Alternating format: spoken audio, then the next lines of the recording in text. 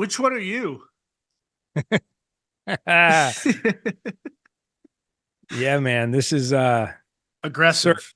yeah, this is I'm angry. I don't know if you can tell or not, but that suburban life has gotten me all up in arms, and me and my band are angry about it.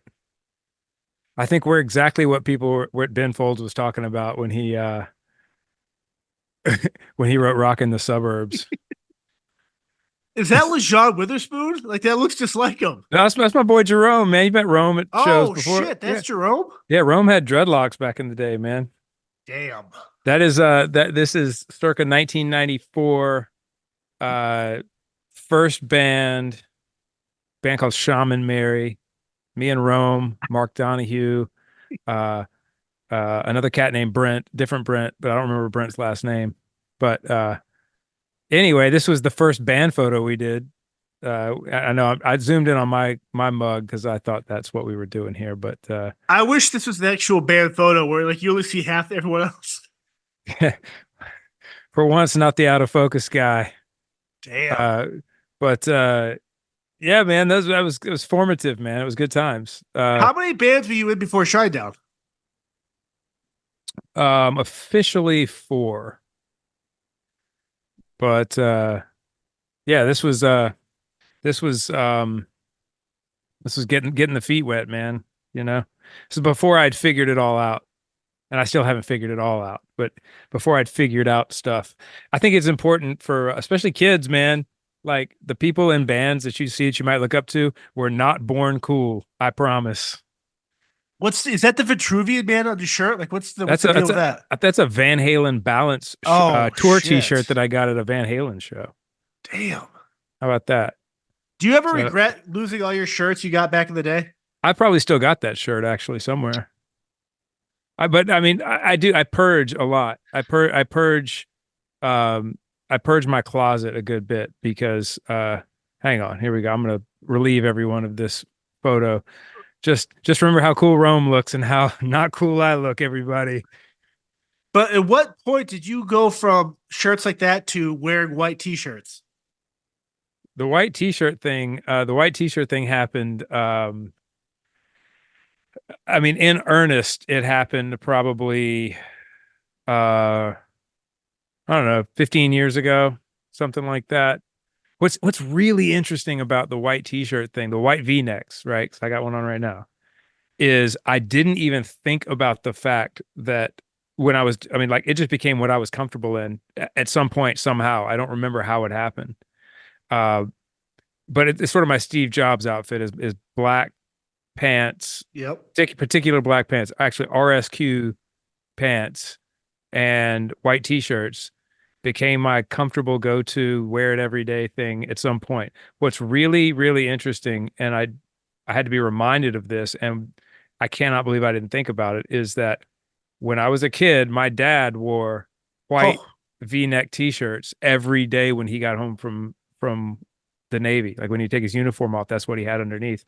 And uh it's just so odd and like I said, that I didn't even remember that when I started wearing them, that was what he would wear. And so like I look back at all these pictures of my dad working in the yard and on yeah. vacation, and it's always a white V-neck. So like a white Hanes or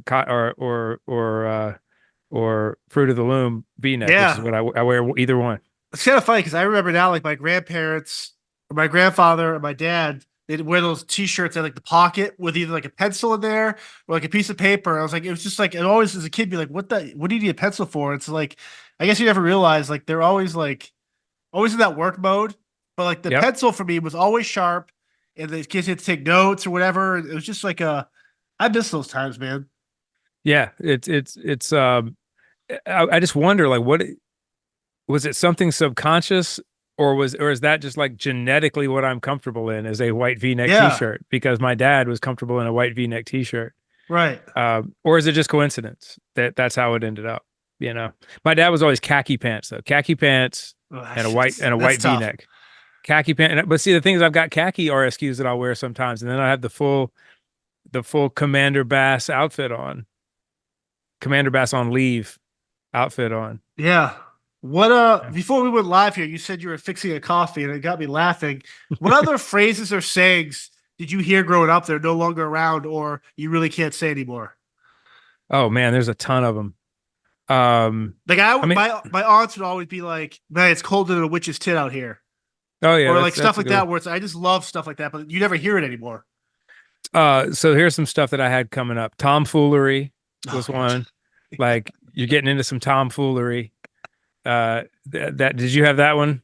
I've heard of it before. And there's also a comedian named Gary Goldman who's good with words. He Yeah. uses that word a lot. It's yeah, Yeah, that just meant you're kind of into mischief. hijinks. Oh yeah, Yeah. mischief. Yeah. Um, so uh we would somehow in my family telling a lie was called a TYD. And it had to do with somebody misspelling something at one point. Uh Trying to say they were telling a lie or something and they spelled it TYD. So literally now in my family, if you say I told a TYD, that means you told a lie. And that's what it was when I was a kid coming up. Like TYD. I didn't know everyone else didn't say that. Uh, the other So one is the other one that's interesting. It has to do with the spelling. And I do know how this happened. It was my aunt when she was a kid. She said, I have to go to the TY and L. And that's how she spelled toilet. And so in my family, I'm going to go to the TY and L. That meant I'm going to go to I'm going to go to the bathroom. Uh, interesting. Dude, there's all sorts, especially being from the South, man. Yeah. There are 1,001 of those things that I right now just aren't top of mind that I can't remember. But I mean, I should make a list. We should do a special or something and go down the list of things Yeah. like that from when we were a kid. I mean, it's because I had my great grandmother alive until the year 2000, and I think I've talked about that. Yeah. She was 99 years old. My grandmother was alive until 93, until she was 93 years old. No, 98 years old. I apologize. 98. She passed away during COVID. Her brother, who was my great uncle, who was basically my grandfather coming up because both of my grandfathers passed away when I was very young. Uh, he you know he was alive until just after COVID, or just before COVID, maybe. But around the same time, and he was in his 90s. So um, I had this rich family experience of people who were, I mean, again, people who were alive in the 20s and 30s and World War II era people, that were around for quite some time, and I could pull those things from. So those uh uh I mean, just I have so many stories, and I'm very blessed in that way. Nothing really on my dad's side. My dad's side, I know my dad's brother, his wife, my three cousins, his three Yeah. sons on that side, and that's really it on that side of the family. But on my mom's side it's way, way, way back. Yeah. Yeah. I'm the same way there. I What about remember you? What about you? What are some things that? trying to think. It wasn't.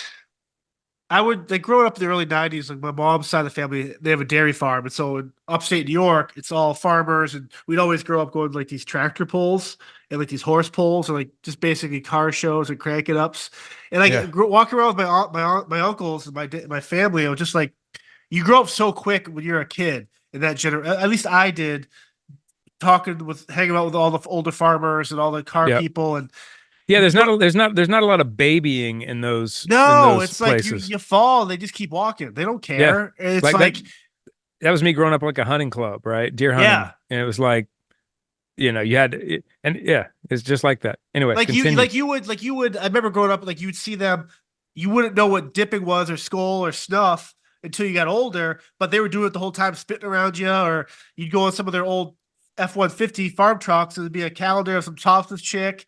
And Yeah. it's just like Right. you're just like, what the hell's going on? As you get older, it's like, man, I grew up at a time where as a child, as a boy, I organically grew into a man. Like I don't know how to describe it, but I look at kids now being raised where it's like they're never going to have that experience of sitting on a tractor with their uncle, like talking about life when he's talking to you like you're an adult when you're only 9 years old, Yeah. and he's talking about feed issues or cow issues and all this stuff. Where it's like kids are so lost in cell phones, and I remember Well, the first. Yeah. some of them might have that experience though. It just If depends if on the if they depends want on the it, family. yeah, Yeah. if they want it, their families are conducive to that type of environment. I don't know. It took a lot of work, I think, to be raised that way. Just because it's like I don't know. Like I try to think if I grew up now in this generation of social media and cell phones, and I don't know how it. I think I would have been raised differently. Like I would have just understood. I don't know if I would have learned people the same way, or I just loved growing up as a kid on a farm and just getting lost in the woods with all your cousins, and you appreciate work. Like Yep. you wouldn't be able to get lunch until the four hay wagons were unloaded. And Right. it's like it wasn't a law. You just knew. Hey, Yeah. if you want water, you got to finish this wagon, and then get the next one. It was like it was just understood that way. Yeah, I didn't grow up on a farm like that. I grew up in the suburbs. But I got this good mix of that and then like I said, my great grandmother, Yeah, my my great uncle, his his first cousins and his uncle, who was my great grandmother's brother, two of my great grandmother's brothers were alive into their 90s as well, and they still farmed.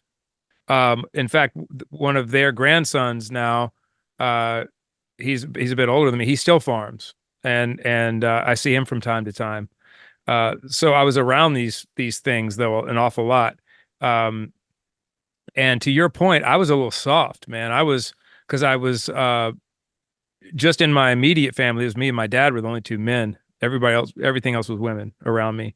Great grandmother, grandmother, aunt, mother, sisters, and so dad would be away either out at sea or at work or whatever. And that's just kind of where I was. So I was by myself. I mean, I wasn't by myself, but I spent a lot of time by myself. And so then I would go into these environments, like I'd go to the farm or I would go hunting or whatever.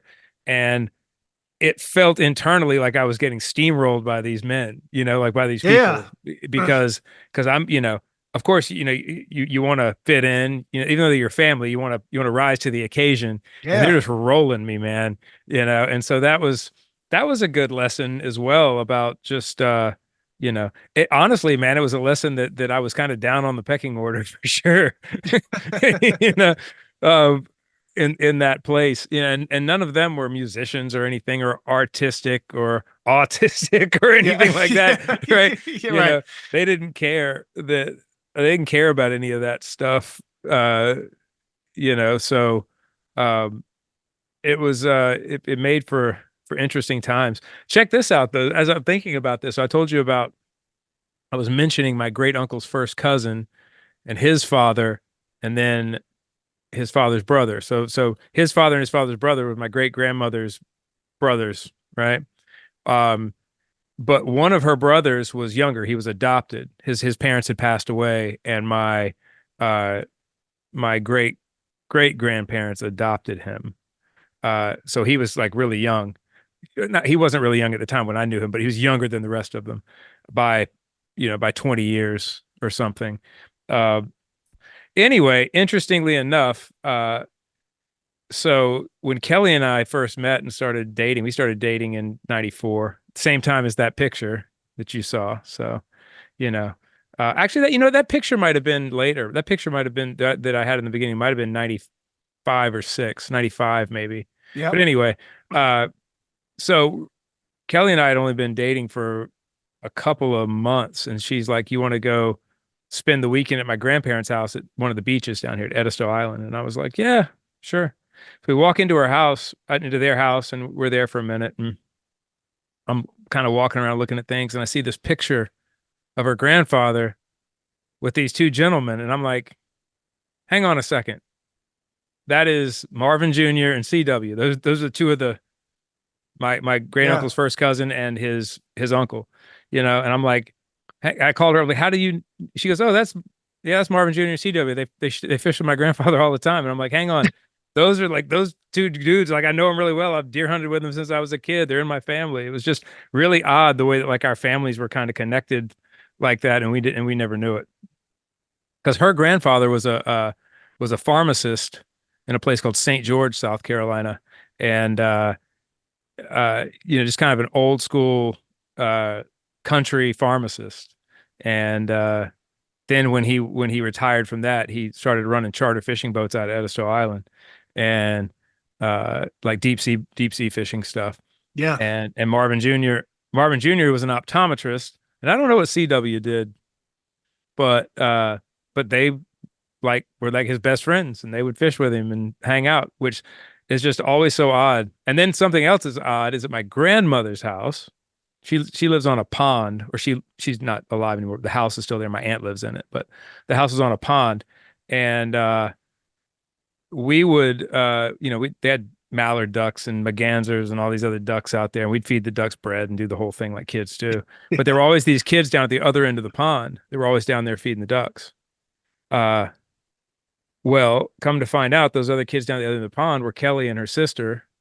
And my mom, so this is going to be, it's hard to tie all the pieces together so no one is confused. Yeah. I'm confused, and I'm trying to tie the pieces Kelly together. is actually your sister. Yeah. Yeah. So Kelly and her sister were down there because the woman and gentleman who owned that house were their family was the doctor who was in that house was Kelly's dad, who was a doctor, was his mentor. And so their kids babysat Kelly and Kelly's sister, you know, so Kelly and her sister would come over to that house like 2 or 3 times a week, and they would watch after them until Kelly's mom and dad could get home. We'd pick them up. What's interesting is my mom and aunt babysat the 2 girls that babysat Kelly and Wow. when they were younger. So it's just weird that like Kelly and I were kind of always around each other in this weird kind of way. And what's interesting about that too, man, is I remember being really young, like younger than 10 years old, or maybe right at 10 years old or so, but being in the backyard of my house and thinking about, like, for some reason at that point, I was thinking about like, I wonder who I'll marry or something. You know, it was like this kind of weird. I was by myself. I was just sort of thinking, and I thought about this girl with blonde hair that, and it's interesting because there's a picture of Kelly at like 4 or 5 years old, which would have been close to the age that I was at when I was having that thought, and she looks very much like the girl that I imagined. It's really strange. Interesting. Now, I'm not saying that any of that is anything. What is interesting is all of the fact that we were always kind of around each other. You know, this one degree of separation from each other, and we didn't meet until we were, we met when we were teenagers. But it was almost like it was supposed to be because we were, always around each other. So Yeah. Have you ever had like no one is like I want a flow chart from everyone about what I just told and how everyone applies to everyone else. Okay. Yeah, I want to see it. There's a good chance we're going to find out that Kelly's actually his older sister. So, now, have you ever had when a loved one passes? Have you ever had like an interaction, you think, with like a ghost or something like that? No, I haven't. Either have I. Either have I. I have people who have. Kelly being one. Kelly said that when her great grandfather passed away, that she walked into the room, and this would have been when she was 4 or 5 years old. 5 or 6 maybe. She walked into the room into his room, and he was sitting in the chair in that room, and she saw him sitting there, and she's like, I wasn't scared, and it didn't freak me out or anything. And she's like, it's like I blinked my eyes and he wasn't there. And that was interesting. My aunt says that when my grandfather passed away when I was 6, my mom's dad. I was about 6 years old too. Around this, but anyway, that she was coming down the stairs and looked over and saw my grandfather sitting in his chair that he normally sits in. But I've never had anything like that happen. I wonder if like ghosts or like your consciousness manifesting like a memory or something. Like I wonder why certain people can see them, but then I can't see them, or you can't see them, or because I have friends and family that swear they've seen stuff or stuff have moved, or I just don't. Is it because I don't believe per se, but I do? I don't know. I think that there's a lot of remember that Joe McGonigal podcast, Sean Ryan. Sean Ryan, it's 6 hours long of this guy. He's a remote viewer, and it was a remote viewer for the government, and he's talking about how like anybody has this ability. It's just, are you willing to humble yourself to it, tap into it, and do the things necessary to be able to tap into it? Maybe it's something like that. Something I found interesting that I'm jumping around a lot. but that Chris and Ryan Bledsoe talked about is that about the family, the Bledsoe Yeah. family who we've talked about before. They're able to see these orbs and have these experiences with these beings, right? That the guy from NASA who was there is trying to figure out how to do it himself, and he's gotten to a point where he can sort of do it. But one of those things is he doesn't drink caffeine. He keeps his mind clear. He meditates all the time. So I think it's just kind of maybe it's just plugging into something, and some people are more sensitive to those things than others, you know. Yeah. Like, do you ever wonder if, like, if you had a chance to talk to a ghost, say, father, grandparent, whoever, someone that, because I think for me, it's like when someone dies, like I always think of the last thing I said to that person, or like reminisce about the last conversation. Mm. And I'm like, I wonder, like, do you ever think about if you could meet someone like that again, whether it's 5, 10 minutes, even an hour, like what you would say? Do you ever like replay those last conversations in your head like that?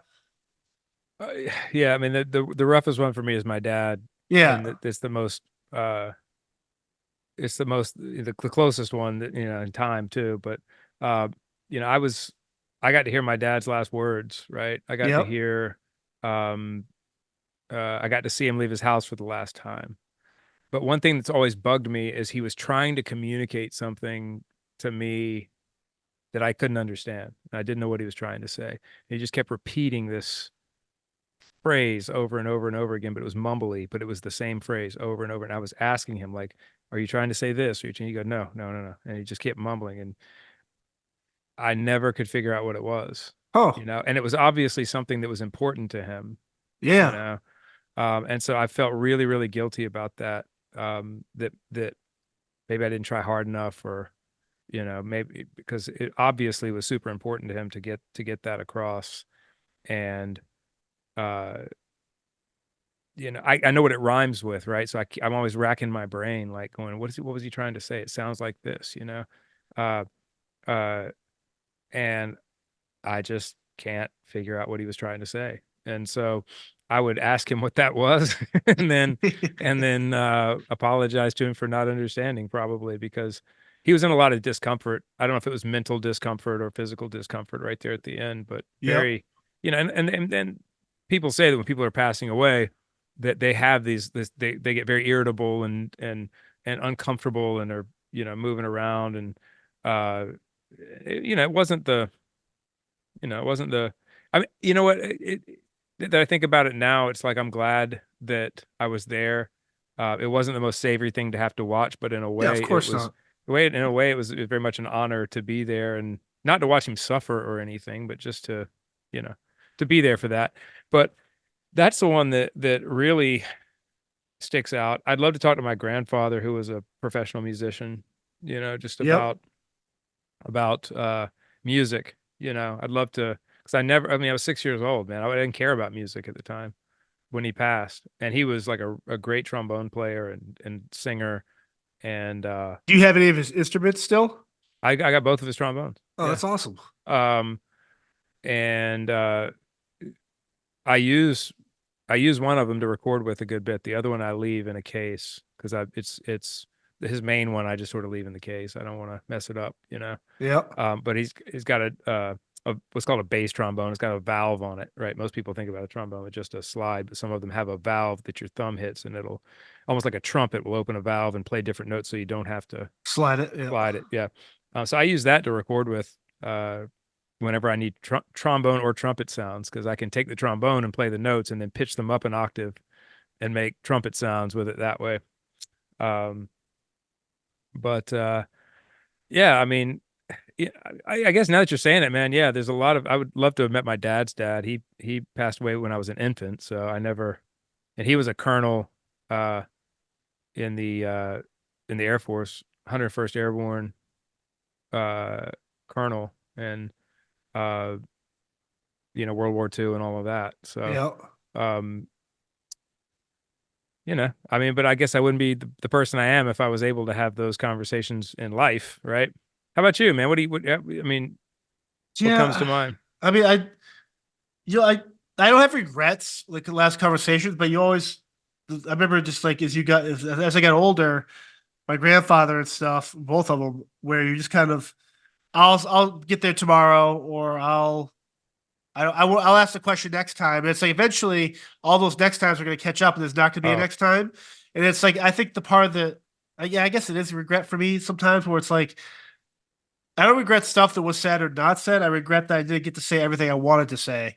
mm, Especially at different times and stuff towards the end. And I remember my uncle died of AIDS in '96, and I was 11 years old, so I didn't know what it was. Like no one still back then really they knew, but it was very taboo, right? And so coming hmm from an Italian family, very just like just it was awful because it's like it was just very like black sheep type stuff. And it's not that they didn't love him, but the perception was, especially where we're growing up, where it's like that it's a no go. You can't be mm, gay. You can't whatever. But right. my family loved my Uncle Tommy, and it's like he was my guy. Like he's the reason why I love science fiction movies and all the Jurassic Park. And I remember we took him to see Jurassic Park, and he was dying of AIDS, and in a wheelchair and stuff. And it's like seeing that stuff with him was so profound because it's like he's the reason why I've always laughing and doing jokes. He was the uncle that was always buying way too many Christmas presents and pissing my parents off because it was just too much shit, talking toucans and mechanical cars and all this shit, Dino Riders and Ghostbusters and uh like I wish I could have had more conversations with him. And it was obviously I was young at the time, but like if I could talk to someone, I'd love to talk to him, just his thoughts and about stuff Yeah. because he's such an awesome guy. But Uh, yeah, I That's mean yeah. that had to be, man. Yeah, I mean, it's sad that we tend to judge people by what their what their lifestyles are. Right. Like look, I can I don't by the way, I don't disagree with that at all, but I'm just saying I can see how people Well, can you can 100%. you can disagree with people not, about political things or whatever, Right, right. but I don't think that lifestyle choices like that don't harm Right. anyone, I think it was a lack of understanding back in the you early know. '90s, where it's like outside of the Sam Shepard stuff and Magic Johnson and people like that, or Rock Hudson, Freddie Mercury. I Greg don't think he. I don't. Louganis. Yeah, I don't think he'd even passed away yet, Freddie. Yeah. And so it's just like it wasn't like just very taboo to talk about. And like my family and stuff was like we'd take him on parades and all his stuff, and it was just like for me growing up with that, it's like I wish I could have spent more time with him the Yeah. last year or so. I could have just for health reasons and stuff. But yeah, I wish I could talk to someone like that again. I wish I could Yeah. just kind of check in, or it always be kind of cool to know that person's out there. Hmm. So Yeah, my uncle, my mom's brother, passed away at 47 from cancer, and I guess I was in high school, early high school at the time. And he was a really interesting guy too, man. He had worked on harbor pilot boats. He had been a police officer. He had he loved model railroad stuff, so he would build model yeah, railroads. Was really into that community, the railroad community. Uh, and he ended up being a Methodist minister, and uh, just lived a really interesting life, but that I didn't really. And he was the cool uncle as well.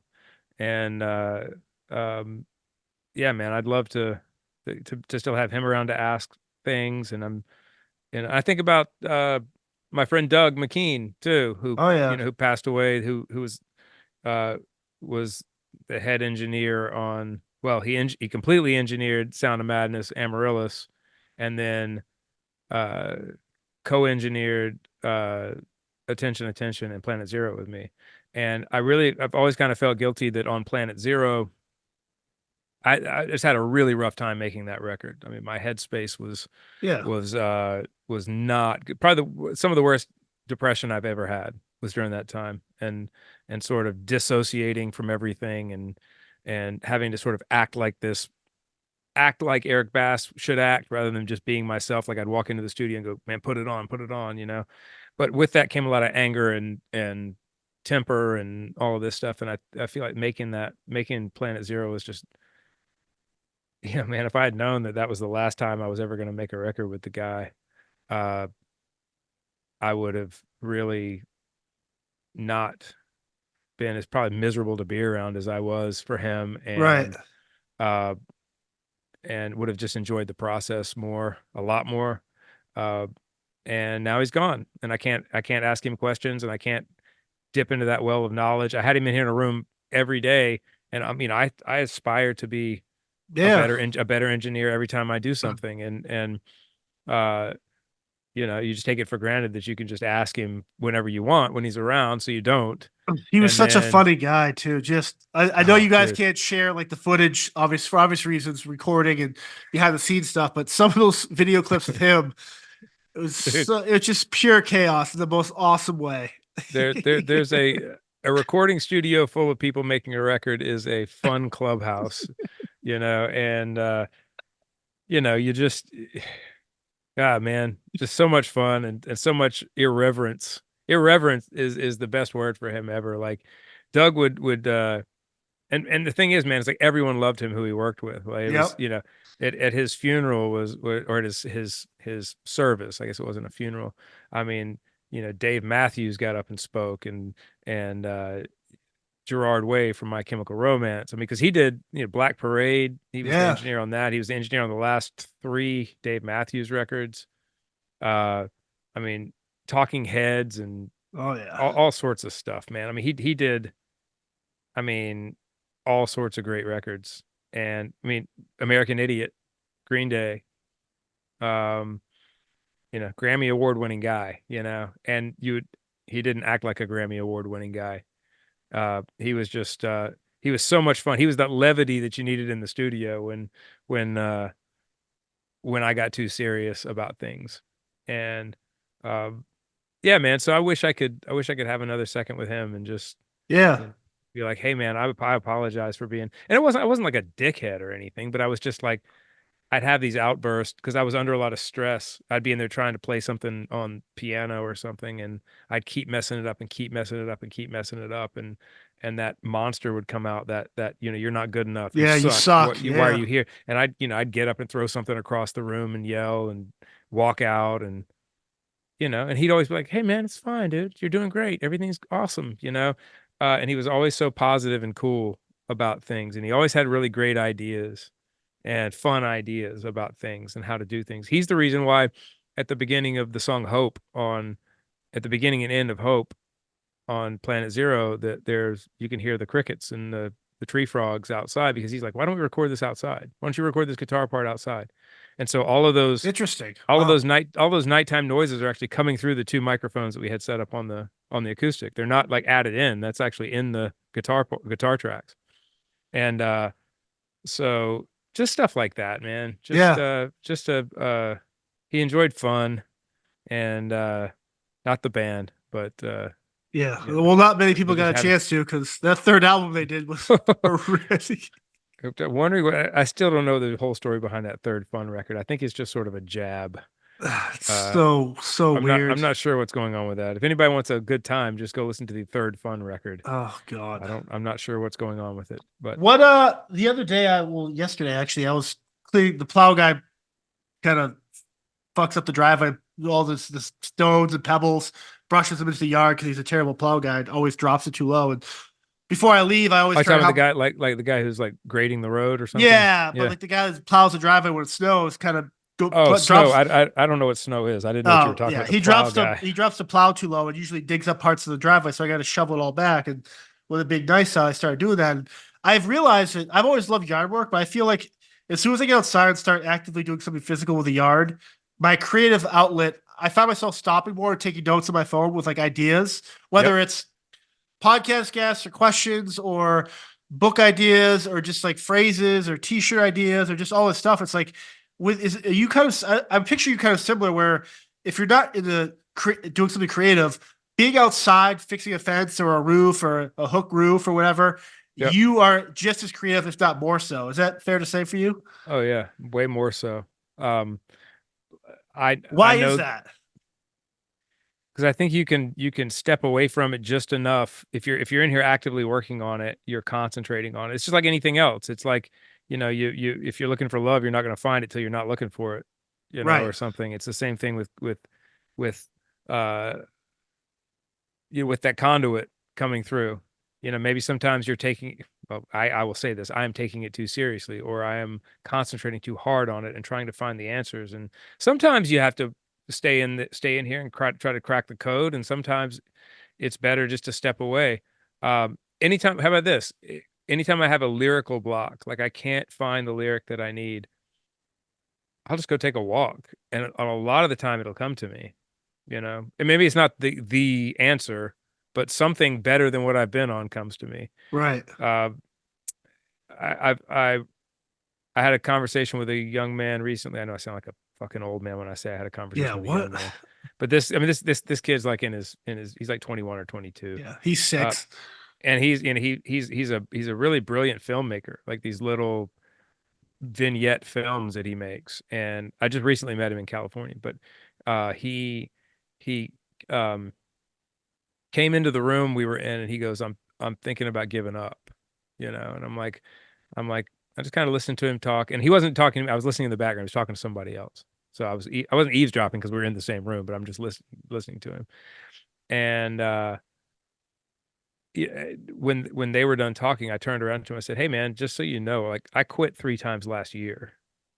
You know, like I gave up 3 times last year on different things, and that meaning like I didn't really give up. I just you feel like Correct. you get to that point where you Yeah. feel like you want to give up. But Screw one it. thing one thing that came to mind, because he's like, I think I'm just going to go get a job at a convenience store or something, and blah blah blah. But I told him, I said, you know what though, getting that convenience store job is probably a really good idea. And he kind of looked at me funny, like he's because that's it. When you're an artist and you say things like I'm just gonna blah blah blah, you're lashing out, right? You're you're you're so frustrated and fed up with not being able to come up with something brilliant or something that you're trying to work on isn't working, and you're trying to find a way through that problem. You lash out. It's almost like I'm going to run away from home. It's the same thing. Yeah. uh and so but I did say, I said, well, I think you should go get that job though. And it's kind of like him going, what do you mean? Like almost like he was taken aback, like I'm supposed to tell him, no, no, no, don't get the job, stay in it. But I just remember being a carpenter, and I feel like a lot of the time I was way more creative then, because I'm at a place where I can't do the thing that I want to do, which is make a song or make something, right? Be creative. But at the time it was songwriting. I can't, but I felt like all day long I was, you know, writing down lyric ideas or singing something into my phone, or and this is back in the day of, and maybe it wasn't even phone. I had like an MP3 recorder that I kept with me for back in the day, because we didn't have iPhones, weren't around at the time that I'm talking about. But uh I was I couldn't wait to get home to do the thing. I could not wait to get home to get into my home studio to write something, record something. And so yeah, man, I think that when you uh that's when the muse comes around, is in those moments. Uh I'll have all sorts of lyrical ideas and melodic ideas just riding on the lawnmower or something out here, if I'm doing Yeah. that. And I have to stop, because if I don't record it right then, if I don't lay it It's down or write it down, it goes away, and it moves on to someone else. So, uh, so I did. And I don't know if you'll take that advice or not, but uh, what you're saying though, the fact that you're out there in the yard working, that's what happens on when I go running. Like if I go on a 7 mile run at like mile 5, all of a sudden a problem I've been trying to solve starts to solve itself, or yep. I'm given a piece of wisdom, about my life, or that problem that I'm trying to solve with something creative, or something new pops in. Um, I think you have to be sort of in that, you have to be plugged in enough for the antenna to be up, but not so plugged in that you're trying to weed out all of the stuff that's coming into you it's coming through the antenna. Right. And I think that if you can zone out just enough to where the antenna's up but nothing else is happening, there's a sweet spot in there, man, that you move in and out of. It's almost like the Joe McGonigal thing, like we was talking about remote viewing. It's almost like creative remote viewing. It's Right. like there's a sweet spot that you can, where you reach a certain vibration or something where you're not concentrating on it. You're not trying to will it into existence. You're not trying to yank on it or anything. It just flows in because you're plugged in. It might only be a 2-minute 30 or a 30-second time window where everything is lined up perfectly, and you're only going to get one or two of those things. Now I think maybe what you're talking about too is where you'll have like, maybe it's almost like a pulse. It's like you have an idea and you write it down, and then 3 minutes later something else it's completely Yeah, unrelated it's like pops a in, and you like a ripple. and you write it down, and then Yeah. 3 minutes later something else pops in, and maybe that'll happen for you know 10 minutes or something, 12 minutes, and you get 3 or 4 things, you know. I've had that happen as well. But I think it's having the antenna up, being accepting of something coming through, but also you've had this, at least for me, I've had this moment of resignation where it's like, okay, I'm not figuring it out today. I'm not figuring it out. It's not going to happen right now. So I'm just going to leave the antenna up, and when it's time, it's time. And I really identify with that right now an awful lot because of everything that I'm trying to do. And honestly, man, today I know I've talked in the past about this project that I'm working on and the stuff that I have going on. And I mean, maybe I'm at a point today where I've had a really bad mental health day today, like really bad, like super bad, like manic. Yeah, of course. That's why I'm glad you hit me up, because I'm like, I'm like stewing in this thought of giving up on. I mean, again, I've given up. This might be the fourth Yeah. time I give up this year, but I'm thinking that this thing that I'm trying to do is too much and it's too big, and maybe I need to not completely give up on it, like continue with the idea, but not continue with it on the timeline that I've got it on, because it's nearly impossible. And that gets me down, right? That gets me depressed thinking about that. But maybe I'll leave the antenna up and not. I've been in here really pressing myself mentally. I've been writing vignette ideas and writing story ideas every day, every morning, especially when I first get out here, handwriting them, trying to, it's almost like being part author, part philosopher in a way. Yeah. And, so I've really just have had the brain turned on really hardcore. Yeah. And, sometimes if you're trying to do too many things, it just overwhelms you. So, I'm hoping that maybe I need to put that big thing down for a second and just let it rest, knowing that, look, if I want to accomplish it in the timeline that I've set for myself, and that timeline is there because of Shinedown, because we have to get to work on a record. So I have a Right. very limited amount of time to be able to do anything else. And so that's stressful for me. But I feel like if maybe I just need to put it to the side and just go, okay, this piece of the puzzle is not going to happen right now. It doesn't mean that it's not going to ever exist. Continue to work on it, but don't spin yourself out about it. And I think maybe if I leave the antenna up and just sort of stop paying it attention, it's like a dog that wants all your attention when you walk Yeah, through of the door. course. And sometimes you end up with a more obedient dog if you ignore it. Maybe that's what'll happen. Maybe something will come through. Maybe I'll solve a problem. Maybe I'll figure it out. But it is, man, it is super, super interesting, what you're talking about, because it's real. Like that is, people think, creative genius, we've talked about how I think Yeah. that term's thrown around too much. It's more tenacity and just being plugged into something, Yeah, I just love the idea of just I mean, more so now because I'm involved in some projects with like writing an actual book and short story stuff. And Yep. I it's weird because sometimes I'll be so tired if I've been creative all day, whether it's work stuff or just looking at a computer screen, writing and typing. I'll be super tired. I want to go to bed at 8 o'clock, but then I'll be in bed and wake up at 3 in the morning and have like this thought of, fuck, like what if I did this and then hold on, I'll do this. You better get up and write when that happens. Yeah, I do, and I'll take Yeah. notes and I'll read my notebook on my phone, the note app, and I'll look at what the fuck, what was I even, who typed this? But I'm just like, it's an interesting. It's like I'm so excited to have the outcome there. It's like sometimes I put the cart in front of the horse, Mm-hmm. but I'm also like, it's also my way of like pushing myself, knowing I have to get here because, like you, there's deadlines. I have to. Yep. If I'm going to be busy for the next 2 months or to a 7 week tour coming up, I can't podcast on the road. I don't have the brain capacity to it. I can't read what I have to read or write what I have to do or take the pictures I want to take a picture of. And it's just like, I guess for you and me, it's like, I don't like the fact that being creative, there has to be have deadlines or like a restriction to when it can be completed. That I feel for me, yes, I have goals and I want to do all the stuff, but it's like I don't have to do it tomorrow. Would it be great to Right. have all this shit done tonight at midnight out in the world? Love it, but I kind of realized it's like I can only focus. I can only give myself so much to something at a time. And Yeah. My brain works. I mean, I'm with you. Like deadlines are good for me when I'm coming to the end of something, not when I'm getting started on it. If I'm getting started on something with a deadline before I even start it, I will be spun out the entire time I'm doing it. And that's what's going on with this is like, you know, uh, I'm trying to shove 10 pounds of shit into a 5 pound bag and it feels undoable.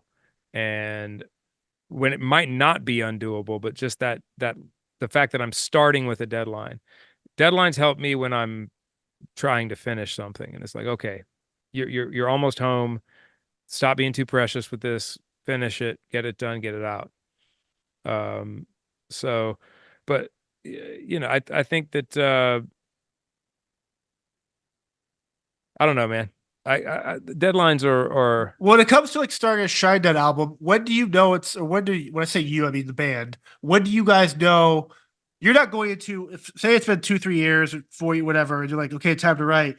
You're not going into that cold turkey. You already have ideas in your head, correct? To kind of like a starting point, or well, I mean, I've got ideas, but ideas aren't songs. right. And 9 times out of 10, not 9 times out of 10, 7 times out of 10, those ideas won't become anything for Shinedown ultimately. They can, but usually the things that become Shinedown happen in a room organically. Like we start from scratch every time with Yep. something. I mean, I have a couple of things right now going into whatever this next thing is going to be. Um, but they may be something, may not be something. Uh, it's honestly, man, it's sort of it's more like just dusting off the machine when you get in to start writing. The first couple things might not be great. Brent and I wrote something, I don't know, maybe a year ago that we were already kind of starting to write for whatever the next thing is, and it's terrible. It's like it's god awful. Um, I mean, it's finished. It's in demo form. I listened to it the other day. I'm like, what happened? You know, what what happened to this? I mean, and it's very rare. Look, I know we've got bad songs, but it's very rare that I listen to something we did and I'm like, uh, you know, we Yikes. we really missed the mark. And this is one of those really missed the mark ones, you know. But because we're preoccupied with touring and whatnot, and again, it does take a second to knock the dust off. And then, other times, the first thing we wrote for Planet Zero was "What You Wanted," which is the last song on the record. So that was the first thing, and that's a pretty good first thing, I guess. Yeah. But uh, I don't know. I do have ideas. I do save things, but it's like I never really know what it's for. I'll save things as Shinedown idea this, Shinedown idea that, Eric idea this, Eric idea that. Uh, if there's a potential out there to work with another artist, I'll put their name beside something that maybe I think would work for them. Um, but you never know. You know, I would love to think that everything that I've got listed as a Shinedown idea right now would end up working, Yep. but um, What's that process? Like if you write 3 or 4 songs just to write and put them out there, but you're not gonna be used by Shinedown, could you put them out to the ether where your publisher or whoever the person runs your stuff yeah. gets that in front of the house? What's that process and what, like how's it kind of what's that to talk us through that? Literally that you put it out in the ether, whether you're putting it out there to other artists or you're putting it out there to your publisher or whatever. Right. That hey, I've got these songs that aren't ever going to do anything, and here they are. One of the issues with us though is that is whenever we try to take songs to other artists, they get weirded out by the fact that Brent's voice is on the demo. And I mean that in a good, like in a Well, good it's way, intimidated slash too. bad way. Yeah. Right. I mean, I'm Yeah. not, it's like, I'm never going to be able to live up to this thing. Um, and we've had What that, like, I've had that comment. I mean, it's like, I can't hear anybody but Brent singing this. So, um, but yeah, that's the process. That's what happens is, hey, I've got these things, and or somebody else's publisher will hit, hey, does Shinedown have anything sitting around that, you know, but we don't, but that doesn't really happen with us an awful lot. Like those things don't make other people's records too often. right. It's so, you know, I don't know why that is, but What's the last couple of albums or new artists you found or listened to lately? Steven Wilson Jr. is my Yeah. that's my thing right now, man. That guy is everyone should look up Steven Wilson Jr. He's got a record called Son of Dad. Um and he's got a song called 1994, but I think the YouTube like Studio version. well, it's not the studio, it's him just playing on an acoustic guitar. It's up on YouTube. So Steven Wilson Jr. 1994 is just the acoustic version of him on YouTube. Because there's an acoustic version that's recorded, and then there's the album version that's full band. But there's something about that that version of his song 1994 that man, what a voice on that guy, man. And lyrically, he completes. Zach brought this to my attention because I sent it over to Zach pretty soon after I heard it, because it would be right up his alley too. And I said, man, I said, I think what I told him, I said, out of the 10 best songs I heard this year, 5 of them are on this record. And he zoned in on something that I hadn't thought about. He said everything, as you're hearing the song, everything you want him to say lyrically, you hope is coming up, he says. Like he says all the things you want him to say, and he's got a really interesting voice, a really interesting aesthetic, and everything else. Like so I've been listening to a ton of that. The new Nothing More song, uh if it doesn't hurt, I think we talked about it on another podcast. Yeah, I've last episode. listened, yeah, Yeah. yeah. I've been listening to that song an awful lot, man. It's a really good song. But that's a band that I enjoy in our genre a lot. Like I really enjoy Nothing More. Um, what else have I been listening to? Here, let me look at my phone. Where's my phone? I can tell you. I can just go through my iTunes and we can see what else. But that's Steven Wilson Jr. That's been my main hotness lately, um, for sure. It's been interesting seeing all these kind of stars that came up through TikTok and stuff through the pandemic, like release some really great songs, like Benson Boone and like some of these people, Mark Yeah, Scabilia, where it's like just super talented and without something like a TikTok and thousands and millions of people watching it, they would have. Zach yeah, Bryan's another good case of someone yeah, that just put it out there into the ether, and it's kind of cool seeing those super talented people that aren't. They're just them or their buddies yeah. playing. There's no like they're still looking for a record deal or a manager or PR, but it's just like the organic growth of some of these people has been super fascinating to watch. Yeah, man. AJR, they have a new record Oh called yeah, The that Maybe band's Man. great. I've been listening to that. Let's see what else we got. Oh, Lacey Sturm's new Oh, I record haven't that heard it that yet. Josh produced. Josh Sturm produced that record, and I'll say something about that record, man. That record has so many. That's a really, really, really, really interesting record with great melodies, great lyrics, great production, great mixes, and uh it is and I'm not just saying this because Josh is literally the fifth member of the band. Yeah. When one of us gets hurt, either Zach or myself, he steps in to help us out. Even Barry, maybe. Yeah, not the fact that he's one of my greatest friends, but uh I think I told him that when I was talking about, he achieved escape velocity from mediocrity with that record, man. It's not mediocre.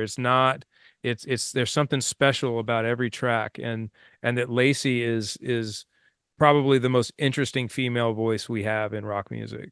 And um she just kind of separates herself stylistically in the way her voice sounds and lyrically from everybody else. So I've been listening to that record a good bit. It's interesting how you asked me that question, and like I can't remember, and then I'm like, oh yeah, I've been listening to this, and this. Yeah. Like my uh let's see. There's another interesting band I found called October Drift that I dig. Like they're not I don't think they're super well known, but um uh they have I'm looking at it right now, the record called Forever Whatever that I like. It's kind of 90s esque, Yep. kind of shoegazer 90s kind of stuff.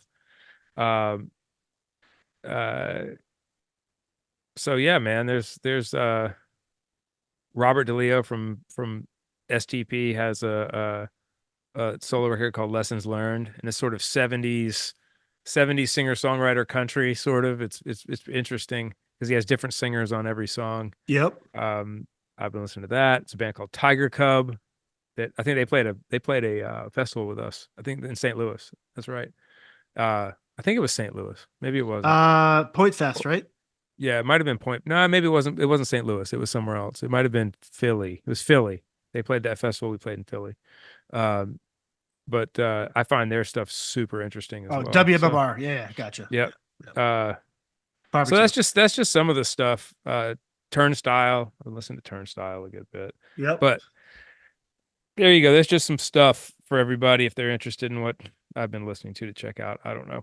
I read an article last night that said that AI is here to stay. It basically the article outlined how this tech conglomerate, this guy joined the $100 billion club because it's his all his content or whatever is AI driven. And the article's like AI is here to stay. And the article was like, or the subtitle was, "This is why." And I'm scrolling through it. I'm like, I guess the question I don't have with AI, the question I have with AI is like, why is AI needed? Because all my friends I know that are musicians or artists, illustrators, writers, anyone involved with art, they're getting pissed because it's like, uh, I'm trying to think what the article was, but Carrie King released a new album, Right. and the album cover was AI made, but looked very similar to I think a Decide album that came out 6 months prior. Same type of skeleton, Okay. demon type imagery. And a lot of the art people in this article, I think it was Loudwire or something like that, were just like, well, this is what happens with AI. They take already an established idea created by an actual artist who's hand drawn and think Yeah. it's so I don't know what is the point of AI? Is it because we're lazy and it's just a easier, cheaper way to create Well, something? you just said easier, cheaper. That's Okay. that's what that's what AI is. Like it will replace if you can design a you know an artificial Right. okay, it's fine. An artificial intelligence that can think like a person and instantaneously create something like a person would create that is good enough to fool the average person, no matter what it is, whether it's tech support, like so a lot of these if you do texting tech support now, you're Yeah. not and it sounds like a person is saying things that a person would say, not a machine would say. So you think you're talking to a real person, you're actually talking to an AI. That's somebody you don't have to have in an office somewhere doing that. And it is Crazy good. to me. It is good enough to fool the average person. Meaning me and you. Not that I'm beyond being fooled by that. I know it exists, so I'm skeptical of it now when I'm doing those things. It's the same thing with art. Um, if it's crazy what people can do with like Mid Journey and uh stuff like that with art where you type in prompts for things that you'd like to see and it starts spitting things out, and then you go something more like this, something less like this, and you kind of hone it down to where you have something you can put eyes on that would have taken forever to Like who owns if you go in like Chat GBT or these programs, if you create a song or a piece of art, who owns that art? You is the person that types this shit in and gets what you want, or the actual programs that make it. Like, when's the first lawsuit going to drop for that? I think there's already been some intellectual property problems with AI where people are like, hang on a second, like what you're talking about the Kerry King thing. I'm not saying there's a lawsuit with that. I'm just saying that Yeah, there's it's something in the realm of that where people have been like, hang on a second, this AI spit out this thing, but it's my face, or this AI thing spit right. out this thing and it's the background is a smeared version of this piece of art that I made and uploaded a month ago, because again, AI is only pulling from what we put into it.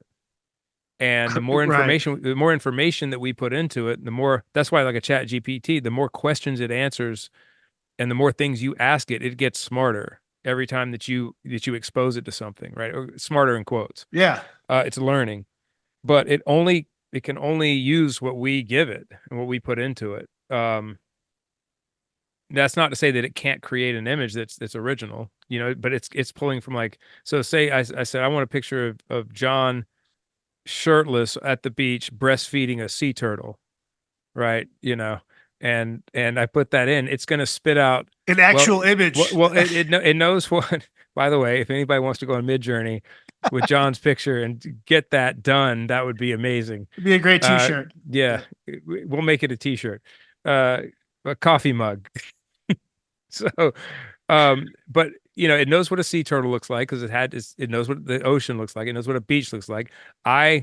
Your face is probably out there enough to where if you put John Guarnieri in, it would probably find you and find your face and know Yeah. what your face roughly looks like.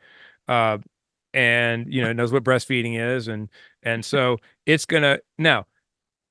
It can create that image. Let's just take the ocean. It can create the picture of the ocean from existing pictures that it knows are of the ocean, but there is an outside chance that it's going to recreate a picture that's already been, right. But it's in this loop. It only uses what it is exposed to. So again, man, if we just keep using AI to make art and songs, then it's just going to, I think we talked about it last podcast. It's just going to uh it's just going to loop itself. And the original, can it create something original? Yes. But is it an original thought? No. And look, we get to a point where AI is having original thoughts. That's when we're in trouble. And we're probably already headed that way. It might already exist. Skynet. What was that gentleman we spoke with Connie that night in Las Vegas? He was an AI. I think he's getting his doctorate in AI engineering. Yep. He said he's like it wouldn't surprise me if there's already a sentient AI in a basement somewhere in Google in a server somewhere that no one knows about. It's just down there living, and that's pretty scary to hear. And he's being serious. He's not joking about that. And he also said we don't have any fail safes in place. Like everybody says, oh, we could just cut it off, and it's we have all these fail safes, and it's like, no, we don't. The minute that thing figures out how to come up with original ideas, that's when it becomes living, and then we have a problem. But so I guess, look, man, I know artists that are happy about AI. Now, why do you think they're happy about that? Well, I'll say this, the commercial artists, right? So they can, so it solves problems for them quicker than get it out the door. Yeah. Yeah. Like if I were look, this is why it's being used for songwriting. If I were a commercial songwriter, meaning I was just out there trying to write a song a day, don't care if it's good or bad. I mean, I care if it's good or bad, but I mean, I'm just going to write and write and write and write and write and write and write. And I don't have to rely solely on my brain. I have this machine here that I can just go, again, write lyrics to a song for me that is in 6/8 time and is about pickup trucks and whiskey. Write a country song about pickup trucks and whiskey and spit it out. And in there, I might be able to pull 2 or 3 lyrical ideas out of there, maybe more. Maybe the whole thing it spits out is great. And so it's freeing up time for people, but it's we're losing a part of ourselves when we do that. And go ahead. If you and I went to Chat GPT and it's the same program and typed in the same shit, the same parameters, would it churn out the same thing or a different variation of the same thing we typed? I think every time it gets a prompt, it's something different. Interesting. I don't think it's spitting out the same thing twice. Like what point? I mean, obviously, there's bands now they're going to do it or attempt to do it. Artists they're going to do a whole album, maybe change some stuff around to make it seem like it's them. But how are you able to gauge what is actually written by a person versus AI? Well, I don't think you can gauge it. I mean, I've heard a couple of things that have been written by AI. I'll say that they seem a little less human to me, but that's because I know that they were written by AI. Look, Gotcha. what we shouldn't be worried about the bands. We should be worried about the record labels. We should be Get worried about the record labels going and write me a pop song about blah blah blah, and this it. AI spitting out a pop song about blah blah blah, and then the record label owns the song. They own there was no songwriter. The record label is the songwriter. They get 100% of everything on that song, you know, and then they can just pass it off to whatever artist they want to sing it, and they own the whole thing. That is, I promise you, that's already Oh happening. God. You know, um, so I mean, look, it's just one of those things, man. As an artist, I'm gonna continue to try to have integrity. I'm gonna continue to try to pull everything out of my brain and as it presents itself out of the ether, out of have the antenna up like we talked about, and just continue to let it because I don't know. I like to have integrity, man. Yeah. I don't like using thesauruses or rhyming dictionaries if I can help it. Sometimes if I'm writing uh writing a story or a vignette or something, I'll ask Siri, like, Siri, what's another word for John breastfeeding a sea turtle? And Yeah. it'll spit out whatever. Happiness. Yeah. Yeah, it'll spit out whatever that term is, right? Right. Sickening. Uh Ill. yeah. Uh but and that that's if I'm flowing because I know there's a word out there I'm looking for. There was a word today that I could not. I knew I was using the wrong word. I was like, I know that's the wrong term, and I asked Siri, I was like, Siri, what's the definition of this word? And sure enough, I was using the wrong word, and then I had to go my brain. I was like, well, what's the replacement for it? Well, the replacement for it would be this. So Siri, what's another word for this? And then I found it in there in the thesaurus. But Yeah. I feel like it pisses me off when I can't pull those things for myself when I'm trying to figure out what I want to say. Um, and rhyming dictionaries, man, that you talk about a last resort for me. Oh. A last resort is going to be opening up B rhymes or something like a B rhyme app and trying to find something that because I want it to be from me. I don't want it to be from anywhere else. But I have used those things. But I'm gonna put my foot down with it with the AI thing. Um, Now it's very tempting when I'm thinking about filming things and I'm thinking about having to take man to do this one piece of this film, I'm gonna have to take 300 pictures just to do this one thing. And it's tempting not to go into Midjourney or something and go, give me some pictures of this, and use those things. But it's tempting. It really is because it's like, man, I could because I'm a big Save time. Yeah, I I get love it. doing things on my own, right? I don't like I'm one of these creative people that like I don't I love collaboration when it's a good collaboration, but most of the time collaboration slows you down.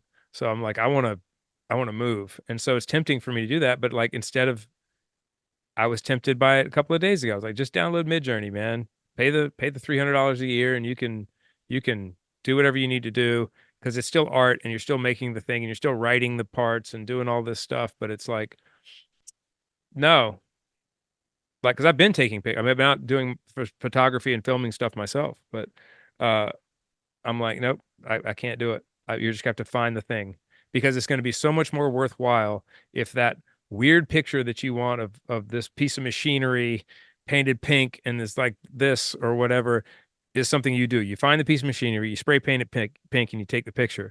You know, yes, it's time consuming, but that's what art is, and I'll be able to sleep at night knowing that I made something original, not something Right. brought down from the cloud somewhere. So One of the that last cruise I was on with Sammy Hagar, Collective Soul was one of the other headliners, and getting to talk to them, I guess they went to the studio last year. They just idea to write a new album, 10 songs, and they spent like a couple of months in Elvis's not Graceland, his other house in Alabama, I believe he okay. owned, and recorded. He goes, so they basically talk about it. It went from a 10-song idea to a double album now with 24 songs because the creative process, the where they were, how they got in a groove, and the people were like, well, traditionally the albums are dying. And they were like, no, fuck this. Like No. we wrote 24 songs. It's be a full double album, artwork, LP, all this stuff. And it's like, it was refreshing to see something like that. It's been around again for over 20 years, still defending their art and trying to be like, we had this idea, but this we're not going to be swayed. Organically, Yeah. this is what we're going to do. It's kind of cool hearing them talk about that. Yeah, albums aren't dying, man, because there are always gonna be fans that want to hear full pieces of work, full Right. bodies of work from somebody. Um, I think that what they mean to say when the business people, again, we talked about this last week too, but when the suits want to tell you, oh, the album is dying and it's this and that, it's like, no, the delivery system has changed. That's all it Right. is. The delivery system now is streaming versus being physical vinyl, physical CD, which we still make um, because we believe in that. The But physical, yeah. yeah, but it does. Here's the thing: the album format doesn't benefit the streaming services that much. It doesn't benefit the labels that much. They want the quick singles that want to get the numbers up, going to get the streaming numbers up, and so they want you to believe that albums are dying. I don't believe they're dying at all. I mean, maybe I'm a dinosaur though, but I What mean, literally a dinosaur. yeah, speaking of dinosaurs, I know you I love how we just jump around here. But I think 2 episodes ago I mentioned that permafrost thawing out in Alaska, that Yeah, gold mining company. yeah. And digging around, I know they had found like fully intact like woolly mammoths and stuff. And I know as scientists, we kind of touch upon like cloning, like the Dolly Hmm. stuff. But like when it comes to like, what are your thoughts on if they're able to extract woolly mammoth blood or something else like that, dinosaur from embryo egg, whatever it is? Do you think that's pushing science too far, Hmm. or Those what? things, What would be the th- goal of bringing that back? Why would you bring it back? those things. Look, man, It'd be cool to see. I'm not gonna lie.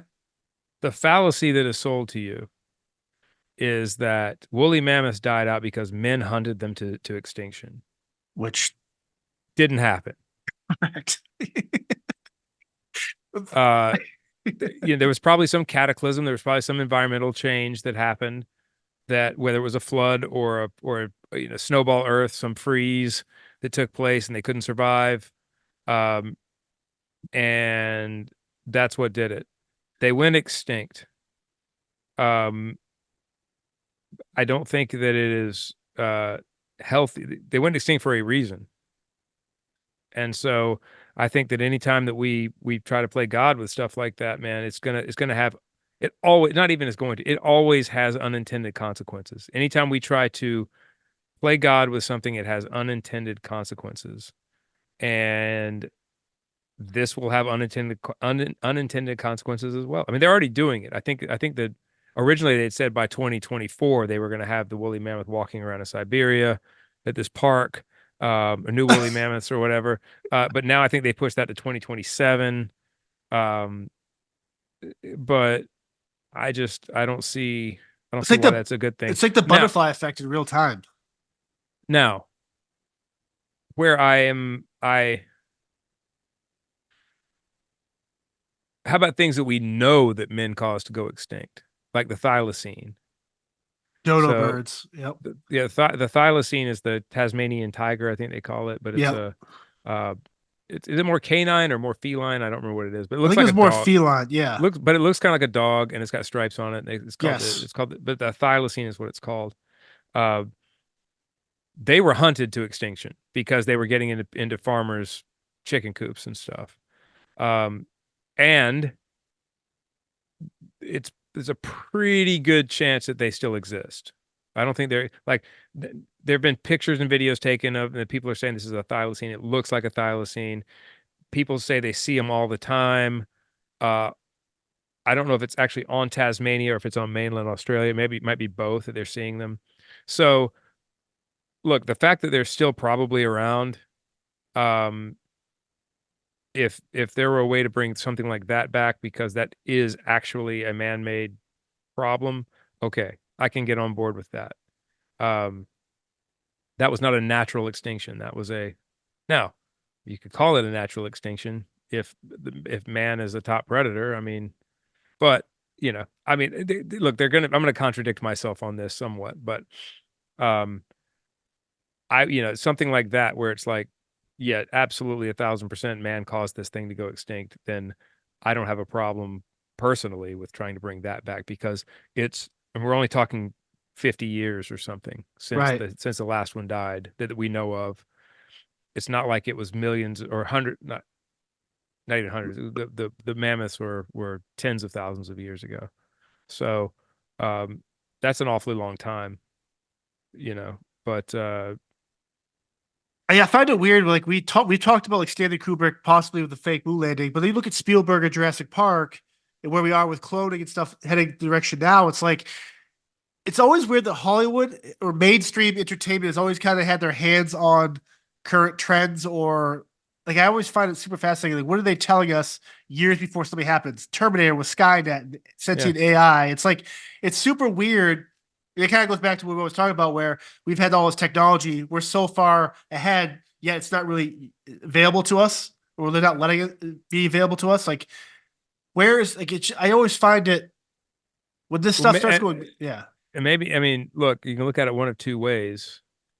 It's either the chicken or the egg coming first. So either it's that We've already done dinosaurs, but well, but it's either that uh the government knows that these things already exist, and they want a soft rollout of it for people to get used to the idea of it before it gets out. If technology is if our military tech and our unknown tech is 300 years further in the future than where we are right now, which is what has been put forth, then maybe these things do exist. Look, man, there's the rumor that that Spielberg, when he was making Close Encounters, was let in on all this classified stuff to make that. Uh, he was told about aliens. He was told about flying saucers. He was told about all of this stuff. He was let in. He was read in on some things. Uh, so maybe that's what they need to do to normalize this stuff, right? And it is odd how these things come out in movies and then they happen.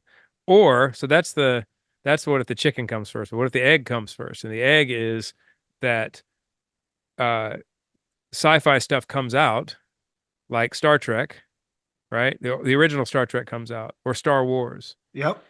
and people are nerds are obsessed with that stuff, and nerds drive technology, and so nerds want to create the stuff that they grew up on that they thought was cool, so they start creating the tech that they want to see. And so if you look at Star Trek with the moon landing, or Star Trek with NASA and the space shuttle, or where NASA's headed, or Elon Musk with Star Wars, you know, that timeline kind of works out. That thing came out when they were younger, then they go to school, they study these things, then they're at an age where they can make it happen. Same thing with Jurassic Park. Jurassic Park came out in the late 90s. These kids are born about the same time. They grew up on Jurassic Park. Now they're trying to make Jurassic Park happen. Skynet, AI, same thing. So you don't know if it's the chicken or the egg, which one came first, but uh, either one is interesting, Yeah. To go back to the woolly mammoth, I've read there's I guess a couple years ago I mean sorry, it's like we talk about how vast the ocean is, but to realize how vast Siberia is and Oh how yeah, cold and like destitute that place is, yeah. it's like there's been these sightings like woolly mammoths and stuff, and like Yeti, Bigfoot, Sasquatch, and I find it interesting that it's always in areas where there's not a lot of humans. It's like, so if I'm Well, gonna see something like that, what am I gaining by saying I possibly saw a woolly mammoth? Like you're not. I mean, are you gonna shut the fuck up if you see a woolly mammoth? I'm not. No, that's what I'm saying. It's like if I don't see that, I'm not going to say I just saw a Bigfoot out my window playing with his Oh butt, right, eating yeah. bird So seed. So it's like, yeah, what are you gaining from that? A couple of you know, news clicks? Like, you're not getting money. Yeah, I think you have to watch and be. I'm a little leery of the people who maybe do have something to gain by that. Like if it's someone who's a Bigfoot researcher Well, or a that I Bigfoot, believe, but like that stuff is a little odd to me when they're like, this guy's been searching for Bigfoot his whole life. There's one, conveniently finds it. Yeah. well, yeah, I forget the guy that recently there were a bunch of videos that he put up, and they're very compelling looking videos of Bigfoot, right? Um, but I find it odd that he's been searching for this thing his whole life, and and all of a sudden he has 8 videos that are very, that are super clear and crisp and show this thing, and uh, but again, man, he might be dead on. He might have just done the work and it worked out, but I'm a little more skeptical of that. I'm not as skeptical of the woman in the cabin in the middle of the wilderness and has a Bigfoot banging on her door and like looking in the window and Right. all of this stuff. Like she has nothing to gain from that. Right. Um, so there's an interesting. Again, I encourage everyone to look this up. Uh, at one point, this was the statistic. I don't know what it is now. It's been a few years, but that only 30% of the Earth's land surface has been surveyed on foot by man. So think about that for a second. That leaves 70% of the land mass on Earth has not been walked on, explored by a human, by a human documenting it anyway, right? By surveyed, put down on paper, Lewis and Clark, whatever. I'm not saying there aren't native people that are in these places, but so we're going on 30% of the land mass that we've been on, and we're going to go out there and say that these things don't exist. Like Yeah. maybe a woolly mammoth does exist. Maybe It's I mean, I'm arrogance to say they I'm don't. I'm pretty just because of the evidence that's out there. I'm pretty sure there's uh uh hominid of some sort, hominoid or hominid, right? Hominoid. Is it hominoid? We're one or the other. We're either hominids and they're hominoids, or vice versa. We're hominoids and they're hominids. I thought it was hominid, but anyway, Hominid. uh, uh, there's not some hominid creature in the wilderness in the United States, in Siberia, that because it's look, to have a thriving population, you don't need that much. That the numbers don't need to be that high. Now they do need stuff to eat, but there's plenty to eat out there, especially if you've got like a small thriving population. I'm talking like 20,000. Let's say there are 20,000 to 50,000 Bigfoot around. That sounds like an awfully big number But it isn't. until you think about until you look at the wilderness or you think about the wilderness. Then it's not that big a population at all. Like my small town And here has 61,000 people, and it's super small. I and mean, how often do you how many people do you see a day? I'm serious. I maybe 20. Okay. Right. And they're there. Right, but there's Right. parts of this town that I haven't walked on yet or been in the woods yet, so it's Yeah. crazy. So think about this, and again, I encourage you to look this up, but at one point the statistic was there are more deer in South Carolina than there are people, right? In this state where I live. And Which is crazy to me. I spent my entire youth up until about 21 or 22 years old hunting every season. And I drove the dogs, which means we'd put the dogs in the woods, and I would walk through the woods with the dogs, hooping and hollering, getting the dogs excited Yeah, to chase them drive out. to Yeah. drive the dogs to chase the deer out. So I'm walking through these pieces through the woods, knowing that there are deer everywhere in these woods, right? Uh, do you know how many deer skeletons I ever saw in let's say in 15 years of deer hunting? I saw two ever, two skeletons ever of deer. And that's something they get hit by a car every day. They're like, we know they're there. People are talking about, well, we'd find a skeleton. No, you wouldn't. No, you wouldn't. Those things would be dragged off, separated. I have for the weird movie thing I'm doing, there've been a couple of deer that have been hit out here on the road, so I've been filming them dead. And I was going to take the lights out the other night and film, because the vultures had gotten to one of the carcasses all opened up and it was kind of gross. And so I was going to go film that.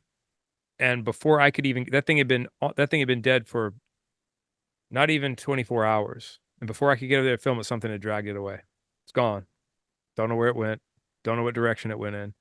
Uh, so that's one of the go-tos about Bigfoot or about any sort of crypto, uh, cryptid, cryptozoology, Yeah, cryptids is what they're called. cryptid.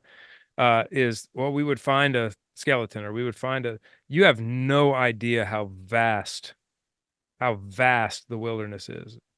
I mean, it is unimaginably large. Well, they just found that tribe in the Amazon a couple years ago, and then who was that guy? Is on Those David are Chow? humans. Those are Right, humans we didn't know right. existed. And speaking of language that we'd never even heard of, it's like who And was the guy? they were shooting arrows at the drone. Remember that? Correct. Yeah. Yes. Who was that But guy? Joe Rogan. They're looking for like the Oingo Boingo or the Diplodocus.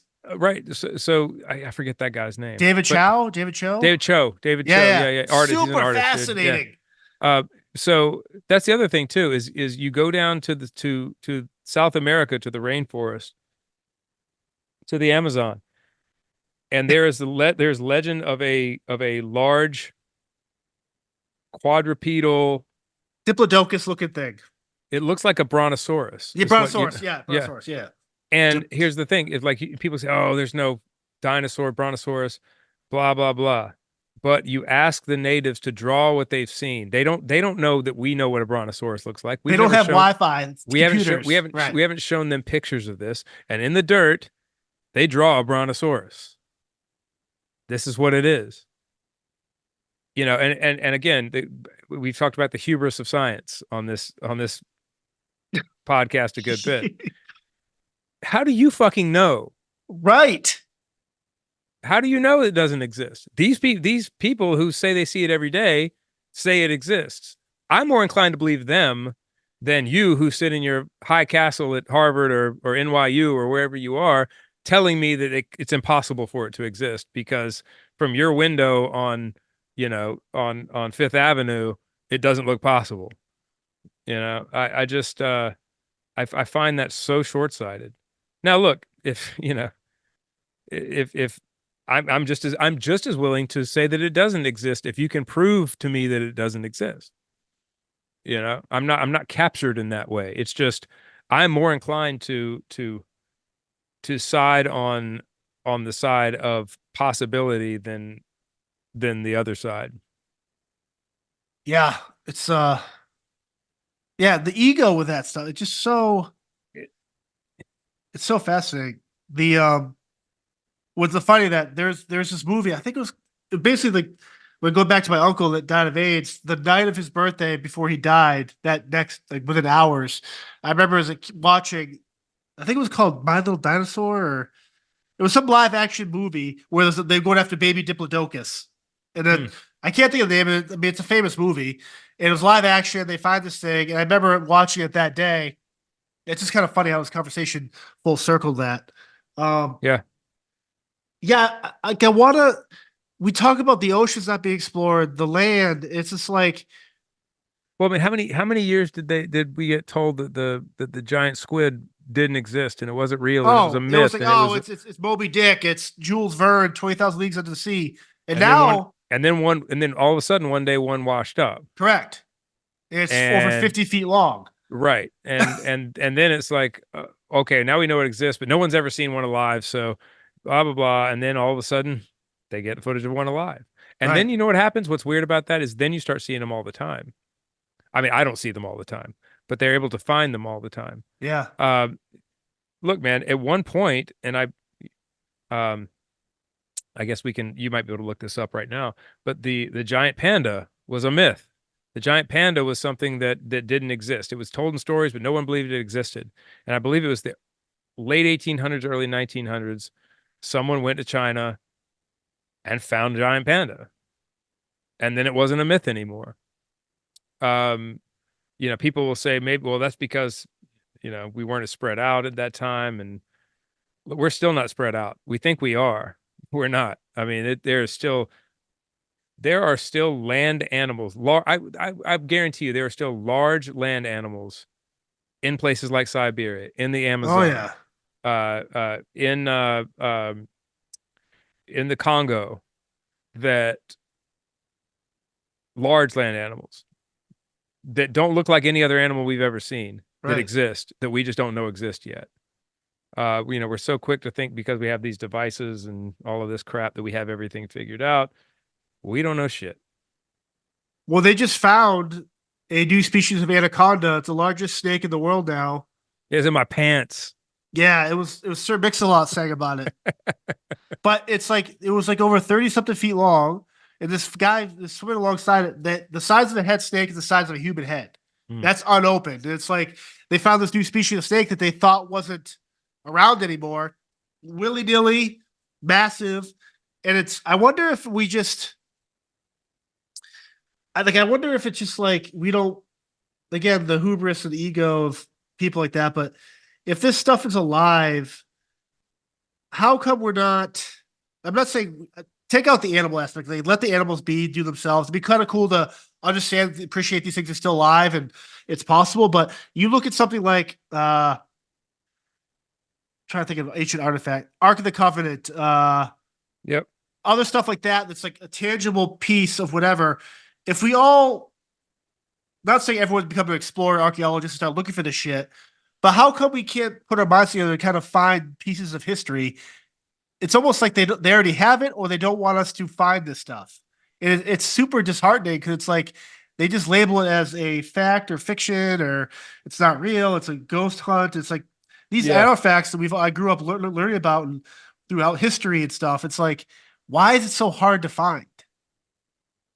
Yeah, that's interesting that you say they don't want us to find it. I don't. I'm kind of it kind of feels that way sometimes, doesn't it? But see, when it comes to animals, I hope we don't find them. I'd say same. Like I'd be cool to see a footage like night vision, be like, holy fuck, that's a diplodocus, and be like, no, Yeah. I'm happy knowing that thing has withstood all the bullshit we've done to this planet. Is living its life, talking to a local tribe that no Well, one. because the thing is, that those same people, if we found a Bigfoot or we found a diplodocus or a brontosaurus or a thylacine or whatever, Loch Ness monster. Yeah, those same people that were telling you a week ago it doesn't exist would be the first ones out there to capture it, put it in a correct. cage, bring it back to study it. It's you know, I would hope that wouldn't be the case. So when it comes to stuff like that, man, I hope we don't ever find it. Um, you're talking about like the fact that, or we're talking about the fact that like, what have people seen that seems unbelievable? Like in the book of Job in the Bible, the Leviathan, Yeah, where God's talking to Job and he's asking Job if he can tame, if Job has can you tame the Leviathan? Can you, he talks about this beast that can breathe fire and has scales, and it sounds an awful lot like a dragon because it has wings too. And, so whoever's writing this in the Bible, how, like it's easy for us to think about a Leviathan because we've seen all these things. We've seen science fiction. We've seen, we know about dragons. We have, it's kind of hard for us to unthink those things. But what about someone back, in whatever year that was, 6,000 AD or BC rather, is conjuring up this vision of a Leviathan, which sounds like a dragon. And then, scholars will say, oh, he's probably just describing a crocodile.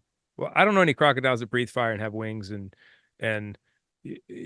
this sort of thing. So is that something that was a construct of someone's imagination back that far back? It's possible. Or was it something they had seen before?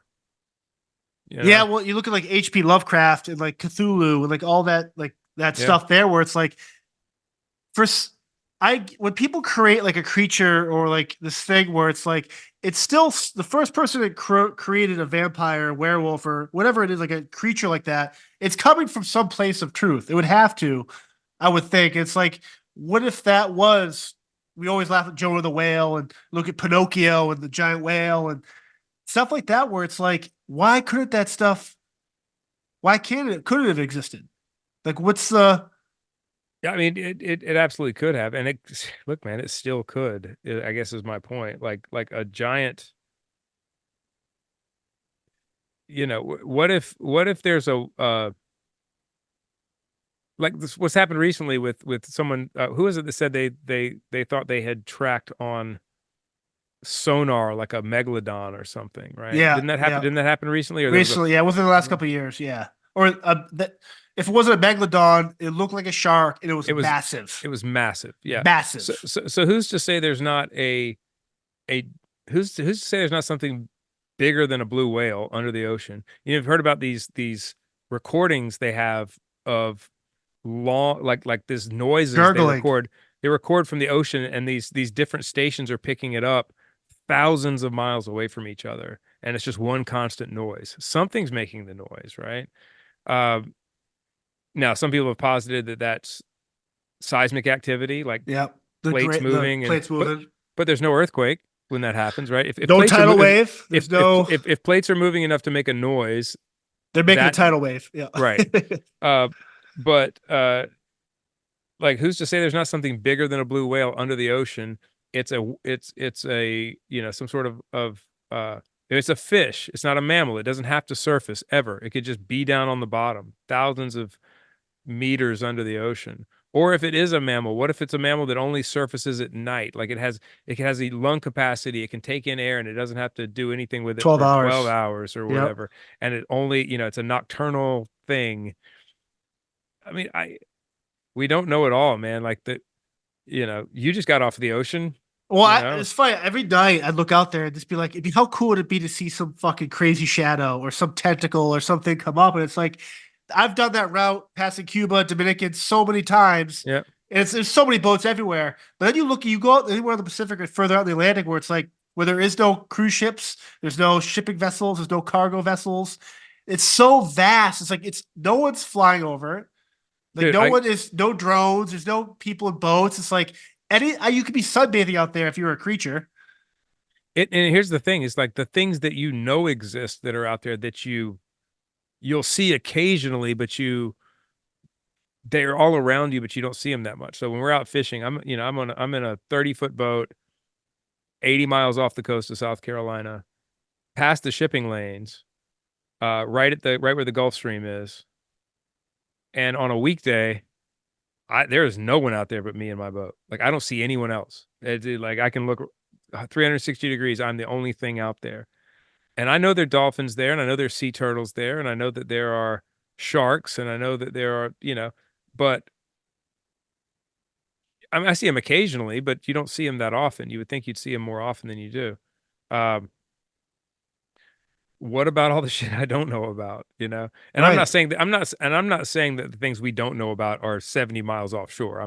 I don't believe that. I believe that if there was something like that we would probably see it. But being that close, but who knows? Maybe we wouldn't. Like, you look at jellyfish and like the crazy power and science behind them.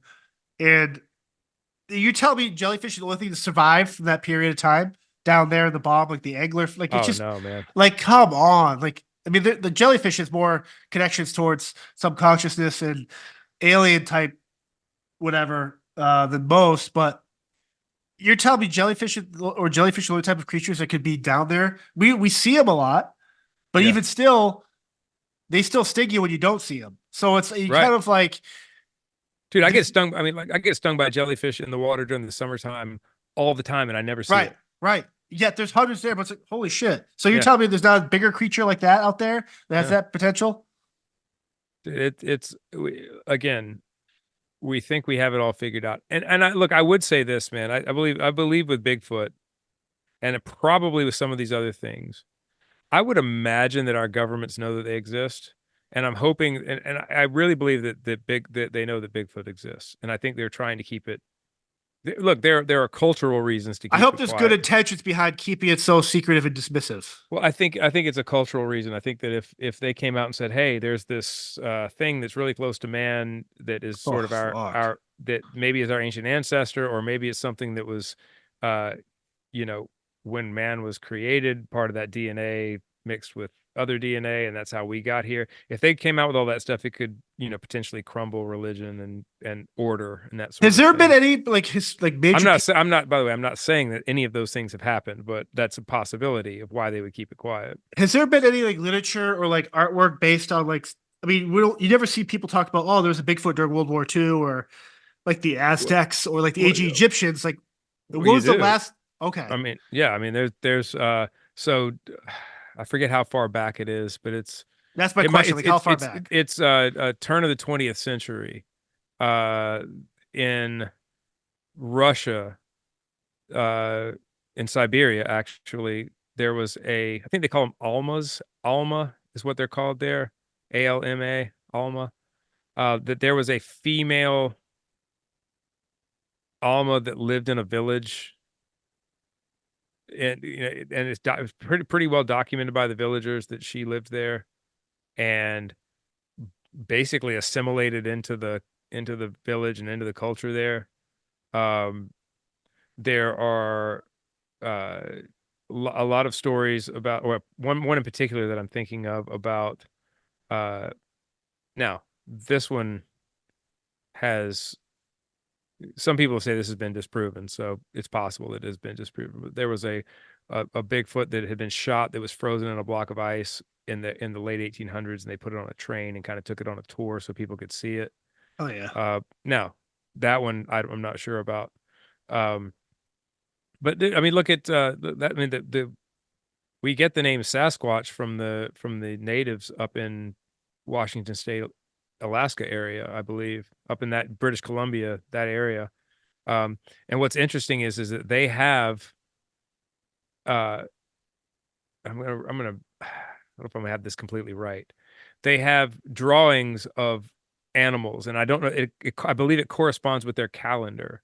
So every month on their calendar there's a different animal that coincides with that. Yep. And they have one for Sasquatch. Sasquatch just happens to be the only thing in there that we don't consider to be a real animal.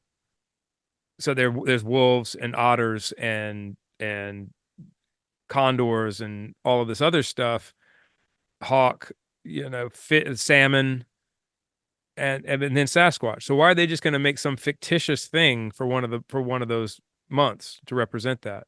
They're not. It's going to be something real. Um, there's the story of in World War II era, there were some soldiers. I don't know if it was Russian soldiers or German soldiers going into a cave somewhere, and a Sasquatch ran out of the cave at them. Like Oh, I and, gotta look and that up. yeah, so there's interesting stuff, man. It's not just it's kind of like the UFO thing. It's like people go, oh well, these things just showed up when we got the technology and blah blah blah. There's stories of these things for way back before we had any technology. So again, I'm not a tinfoil hat wearing person. I'm just an evidence based person, and uh, for me, the evidence is really compelling for these things existing.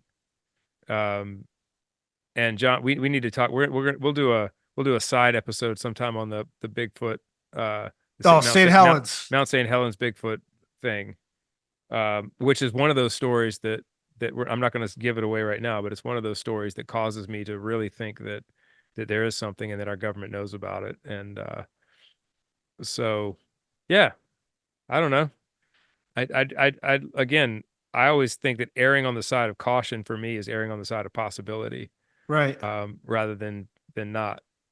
Do you ever wonder if, like, say that Diplodocus or the Oingo Boingo or creatures like that that are so isolated, they've obviously been around when there's been other animals or even maybe tribes or cavemen or people like that. Where do you ever think they were kind of like, where the hell is everyone else? Like, this world is so small. Oh, you mean just it's just a tribe out in the middle of nowhere? Or just like an animal, like you look at that Diplodocus or a Bigfoot, and it's like, how aware do you think they could be of us? Oh, Like, not at all. Not at all aware of us as far as right. modern Like I technology wonder, goes like, or anything. but I wonder if they're like trapezing around, like avoiding us, or is it just like we just can't see them that well, and they just mind their own business and don't care what we're doing? Yeah, we're not looking for it, right? Right? So Are they looking for us? no, I don't think so. I look, again, you talk about the wilderness, and look, I live 25 minutes from downtown Charleston, South Carolina, where I live. And I'm out here and I've got neighbors on either side of me and I've got people around. When I get out of my car at night out here, there is no noise. Ooh, Like scary. I can hear the ocean from my driveway where I am, and I'm about, as the crow flies, 2.5 miles, 3 miles from the ocean, something like that. The But I crow can hear it. flies. I can hear it every night. Um, as long as the surf's up. I mean, the waves are up, and there are waves there. Uh, imagine, and so it's easy to feel isolated out here, and I'm not isolated. I mean, I don't even know of a way to describe how vast the rainforest is. You can't. It's It's insane. There's unbelievably parts of the big. Everglades the humans haven't even touched yet, Right. or the Again, or Louisiana swamps. again, under 50%. I said 30%. That's what I'm going with. That's what I've read in the Yeah, past. But let's just even say under 50% of the land has been walked on by man. That's half of the earth that no one has set foot on ever. You know, right, like ever. So, or at least not in our not in our civilization. right. Um, so, and that's not even talking about the forest. Let's talk about the Sahara Desert. Oh God, Square miles upon square miles upon square miles upon square miles of nothingness that right, no one goes into, that no right, one, because you can't survive there. Same thing as the Amazon. You're probably not going to survive that. Uh, and imagine what's in there that we don't know about, that lives under the sand or something, that right. like Dune, like worms, or something. Yeah, or like you look at the Alps or the Sierra Nevada mountains, where it's like you can't walk by human, you can't even fly because it's too Yeah, dangerous. It's like what's living in those caves, who knows? right? You know. Uh, so, and again, how about the things we know are there that you don't ever see? Right, the snow leopard Like that you never see. snow leopard, or the ram, or whatever those giant sheep are that are up there that no one ever sees. Yeah, There's a guy I was watching something the other night. It was actually something about the Yeti, and obviously. they took some DNA from fur up there, and come to find out it was from this yak or this ram that lives up, that they had no idea lived there. They thought this thing only lived in, this other part, like 1,000 miles away, Right. and that guy had been up there. Like, that guy was a professional. He hiked all the time up there, and he was up there with Sherpas, who also at the end of this thing said, yeah, we've never seen that up here. We don't know what that is, but it's there because they have the fur and it's DNA. And so that's something people we know about, Right. that, and they don't even, they've never seen it. So imagine something that is a smaller population than that yak or that ram or whatever it is. you know Now, I mean, I will give them when they say, well, it has to have a food source. So the Yeti being up there in the middle of nowhere, but that thing might be eating sheep. It might be eating whatever's up there, mammals up there. Who knows? But you have to have food to sustain it. But Yeah. that's why something like the rainforest, man, is I mean, dude, how about this? I if you've been paying attention to this, but in Central America, I believe it is. Yeah, it would be Central America, where they're finding entire Mayan and Inca cities that have been covered by tree cover. But these things are hundreds of square miles big. Like and their roads going, and they found it because of this Lidar technology. And Lidar is like a laser technology where you put it on a drone, you put it on an airplane, and it scans the surface, and then you can peel back the layers of trees to see what's underneath it. Yep. And they're finding temples and things that look like Teotihuacan Yeah. and places like that everywhere, everywhere. Like Interesting. it's a much larger.